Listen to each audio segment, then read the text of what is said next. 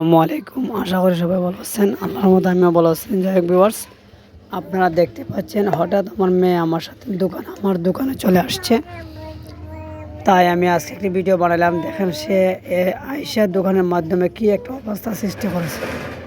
আমি হঠাৎ তাকে আমার মাটির মধ্যে একটি কাপড় বিছিয়ে দিলাম, দেখতে পাচ্ছেন। তারপর তাকে বসালাম আমার মেয়ে নৌসিনকে। আর আপনারা তো জানেন আমার যমক মেয়ে দুইটি, নওরিন এবং নৌসিন। তবে নওরিন বাড়িতে রয়ে গেছে, আর নৌসিনকে আমি নিয়ে আসছিলাম একটি প্রয়োজনীয় দরকারে।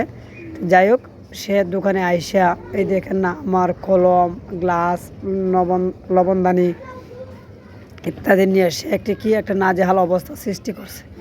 যদি কিছু বলে হঠাৎ কান্না সৃষ্টি করে দেয়, তাই আমি আর কিছু বললাম না বলে ভিউয়ার্স আমি বসে বসে ভিডিওটি তৈরি করলাম। আর সেই একটি কাজ এক দিকে যাচ্ছে, আর একটি কাজ করতেছে। হঠাৎ কেসে যায়, হঠাৎ বাইলে যায়, হঠাৎ গ্লাস ধরে। তো যাই হোক ভিউয়ার্স, দিনটি আমার মোটামুটি ভালোই যাচ্ছিল। কারণ যাই হোক, অনেক দিন যাবৎ মেয়েদেরকে নিয়ে দিনে সময় কাটাইতে পারি নাই। হঠাৎ আমার একটি মেয়ে আমার দোকানে চলে আসছে। আর আপনারা তো জানেন আমি একটু ছোটোখাটো একটি ব্যবসা করি, তাই ব্যবসার কাজে প্রতিদিন সকালে আমি যা আসি, আবার রাত্রে বাড়িতে ফিরে যাই। তাই সেই জন্য আর তাদের সাথে তেমন দিনে আমার উঠা বসা নাই। তাই আমি দোকানে তাকে পাওয়াতে সারাটা দিন যত সময় ছিল আমার ভালোই কেটেছিল। আর এই যে দেখতে পাচ্ছেন আমার মেয়ের অবস্থা, সে কী না করতে চাচ্ছে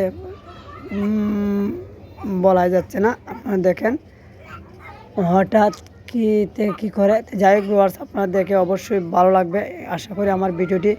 আর যদি ভালো লেগে থাকে লাইক কমেন্ট শেয়ার করে দেবেন এবং অন্যকে দেখার সুযোগ করে দেবেন। এবং আমার মেয়েদের জন্য আপনারা দোয়া করবেন যাতে আল্লাহ পাক রব্বুল আলামিন আমার মেয়ের দুইটিকে বাঁচিয়ে রাখেন এবং আমি তাদেরকে শিক্ষিত করে মানুষের মতো করে গড়ে তুলতে পারি, সেই প্রত্যাশাই আমি আপনাদের কাছে করি। আর যাই হোক ভিউয়ার্স, আপনারা দেখতে পাচ্ছেন আমার মেয়েকে সে কি করতেছে।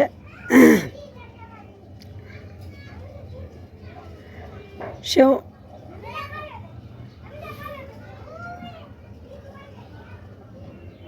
এই যে এদিক থেকে এদিক ছুটাছুটি করে শুধু, দেখতে পাচ্ছেন আপনারা।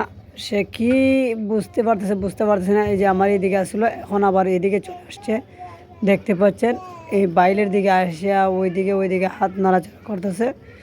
আমি আপনাদেরকে দেখালাম, দেখেন আপনারা।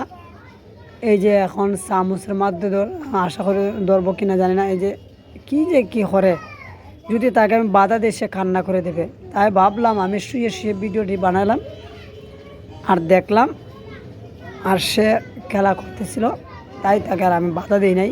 যাই হোক ভিউয়ার্স, আপনাদের যদি ভালো লেগে থাকে লাইক কমেন্ট শেয়ার করে দেবেন এবং আমার ভিডিওটি অন্যকে দেখার সুযোগ করে দেবেন।